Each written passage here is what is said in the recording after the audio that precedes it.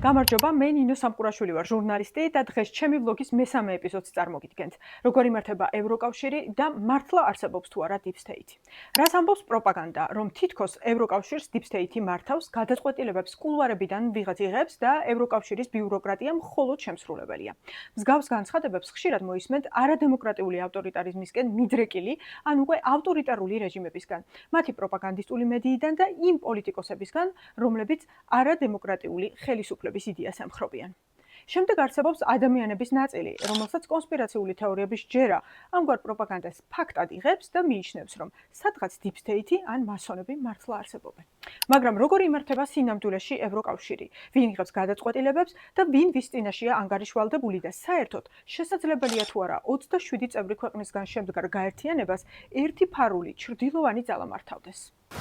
ვიდრე მთავარ სათქმელზე გადავალ, არ დაგავიწყდეს გამოიწერო ჩემი YouTube არხი, ლინკს კომენტარებში დავტოვებ. ლათინურად დაკრებ ნინო სამყურაშვილის ვლოგის შემდეგ დააჭირე subscribe ხილაკს და გახდი ჩემი მეგობარი, გახსოვდეს რომ დამეგობრებით დამეხმარები, ახლა კი ვლოგის მთავარი ნაწილი, როგორია ევროკავშირის სტრუქტურა და მმართველი ინსტიტუციები.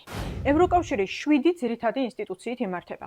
ესენია ევროკომისია, ევროპული საბჭო, ევროკავშირის საბჭო, ევროპარლამენტი, ევროკავშირის მართლმსაჯულების სასამართლო, ევროპის ცენტრალური ბანკი და ევროპის აუდიტორთა სასამართლო.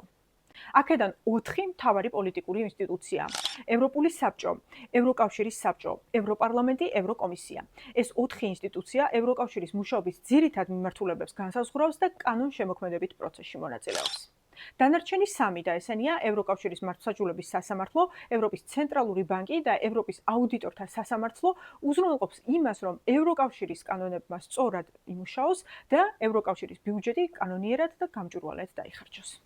დღეს 4 ძირითადი ინსტიტუციის შესახებ მოგიყვებით, რომელიც ევროკავშირის მართვაში მთავარ პოლიტიკურ გადაწყვეტილებებს იღებენ. დავიწყოთ ევროპული საბჭოთი. ევროპული საბჭო აერთიანებს ევროკავშირის 27 წევრი ქვეყნის სახელმწიფოთა ან მთავრობის მეთაურებს, ანუ პრეზიდენტებს და პრემიერ-მინისტრებს. სწორედ ისინი განსაზღვრავენ ევროკავშირის საერთო პოლიტიკურ მიმართულებებსა და მთავარ პრიორიტეტებს. ასე მაგალითად, სწორედ ევროპულმა საბჭომ მიიღო ისტორიული გადაწყვეტილება 2023 წლის 14 დეკემბერს საქართველოსთვის ევროკავშირის კანდიდატის სტატუსი მიენიჭებინა, ან თუნდაც რამდენიმე დღის წინ მიღებული გადაწყვეტილება. როდესაც ევროკავშირის წევრი ქვეყნების ლიდერებმა უკრაინის სამხედრო და ფინანსური მხარდაჭერის გაგრძელება კიდევ ერთხელ დაადასტურეს. ეს ის ამბავია უნგრეთის ყოფილი პრემიერ-მინისტრი ვიქტორ ორბანი, გასაგებია ვისი დავალებითაც, ასე გულმოდგინედ რომ ბლოკავდა და ხელს უშლიდა.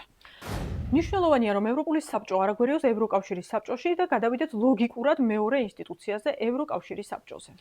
ევროკავშირის საბჭომ ევროკავშირის წევრ ქვეყნებს მთავრობების დონეზე წარმოადგენს. მაგალითად, როდესაც დღის წესრიგში ევროკავშირის ბიუჯეტი ან ფინანსური დახმარების პროგრამებია, სხდომას ესწრებიან ფინანსთა მინისტრები.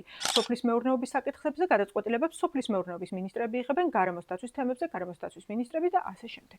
ევროკავშირის საბჭოს მეორე მთავარი ფუნქცია. ეს ინსტიტუცია ევროპარლამენტთან ერთად მონაწილეობს ევროკავშირის კანონების მიღებაში. ასევე სწორედ საბჭო იღებს საბოლოო სამართლებრივ გადაწყვეტილებებს ევროკავშირის მიერ დაწესებულ საერთაშორისო სანქციებზე, მათ შორის რუსეთის წინააღმდეგ დაწესებულ სანქციების პაკეტებზე. გავიხსენოთ ვიდეო, რომელიც 2024 წლის 30 აგვისტოში თარიღდება, სადაც რუსეთის საგარეო საქმეთა მინისტრი სერგეი ლავროვი უნგრეთის დღეს უკვე ყოფილ და საკმაოდ სკანდალურ საგარეო საქმეთა მინისტრ პეტერ სეიარტოს თხოვს რუსი ოლიგარქის ალიშარ უსმანოვის და სანქციების სიიდან ამოიღო.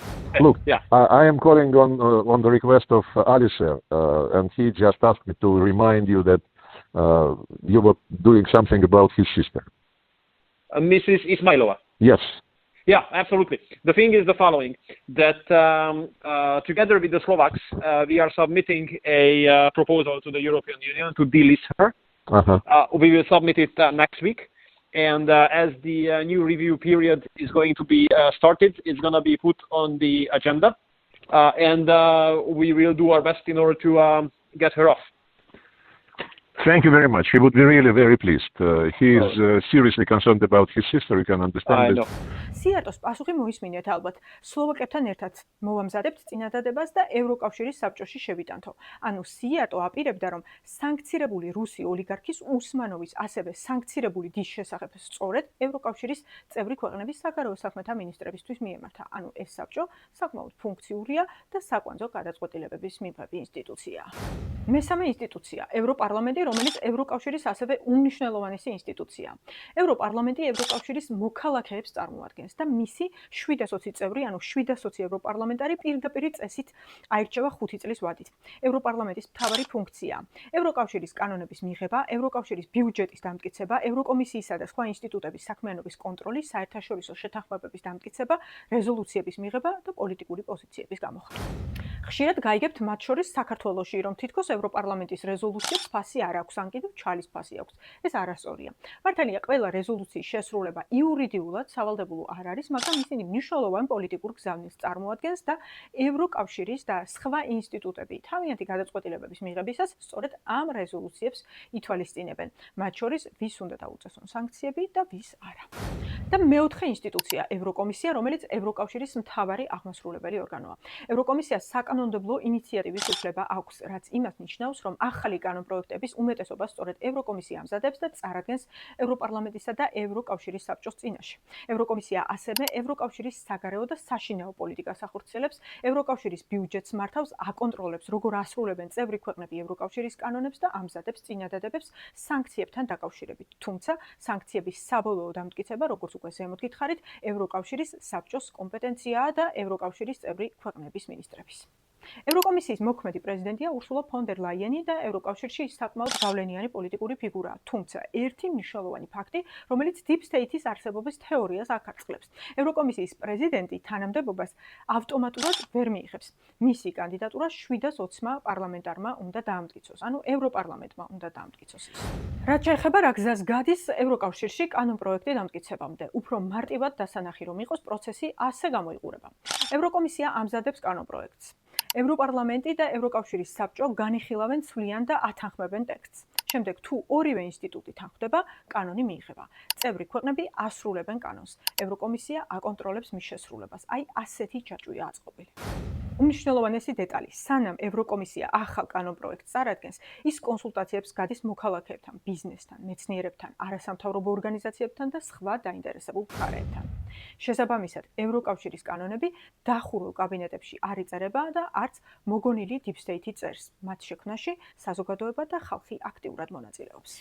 ამიტომ, როდესაც გეტყვიან, რომ ევროკავშირის Deep State ან რომელიმე ფარული ძალა მართავს, არც ეჩხუბოთ და არც დისკუსია გაუმართოთ. მხოლოდ ერთი ასეთი რიტორიკული კითხვა დავუსვით, ვრცელია ცოტა.